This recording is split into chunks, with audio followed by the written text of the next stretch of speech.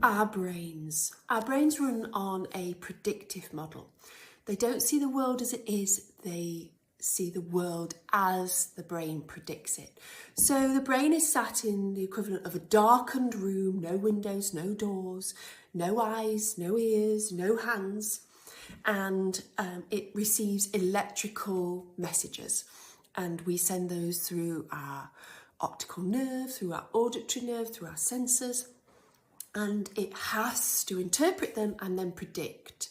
So if you heard something about the squawk of a parrot and you sent that information to the brain, it will open a file, a model, bird, parrot, and put in that information of the squawk of the sound.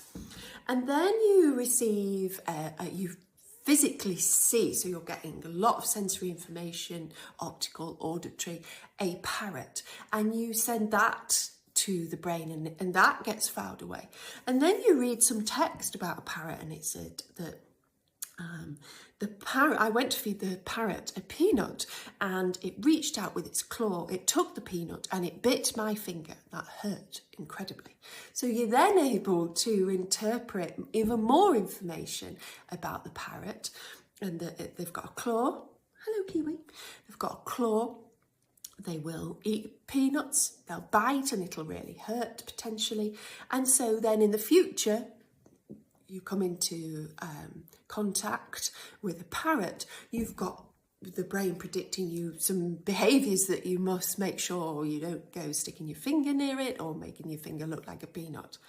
And it's really important that we understand that these models that we have in our brain sometimes need updating, and that's something that we should do.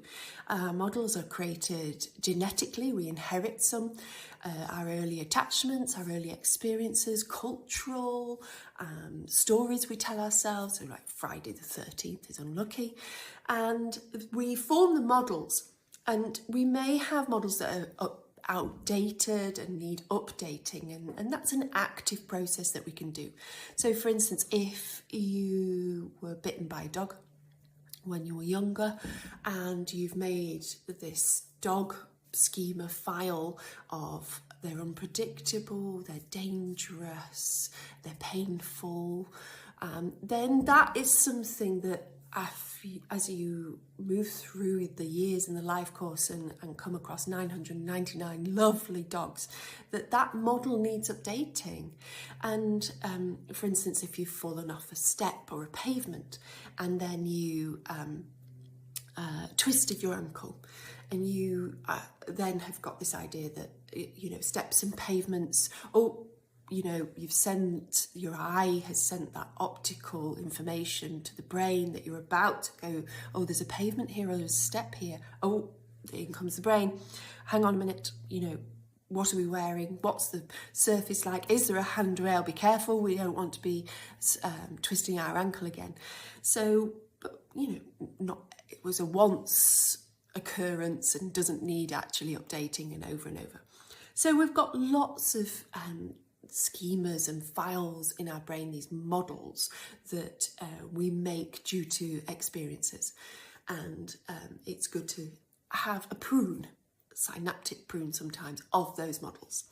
I'm Tara Dakin, I'm the mind psychologist.